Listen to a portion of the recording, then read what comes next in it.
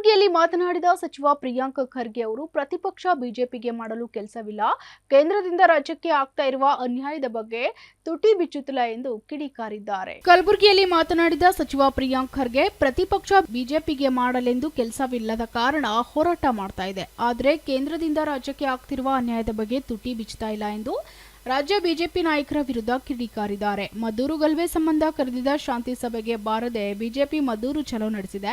ಪ್ರಕರಣದ 20 ಜನರನ್ನ ಈಗಾಗಲೇ ಬಂಧಿಸಲಾಗಿದೆ. ಬಿಜೆಪಿ ತಮ್ಮ ಮಕ್ಕಳನ್ನ ವಿದೇಶದಿಂದ ಮದ್ದೂರಿಗೆ ಕರೆಸಿ ಅಮಾಯಕ ಬಡ ಮಕ್ಕಳನ್ನ ಬಳಸಿಕೊಳ್ತಾ ಇದೆ ಎಂದು ವಾಗ್ದಾಳಿ ನಡೆಸಿದ್ದಾರೆ. ಇವಾಗ ಕೆಲಸ ಇಲ್ಲ.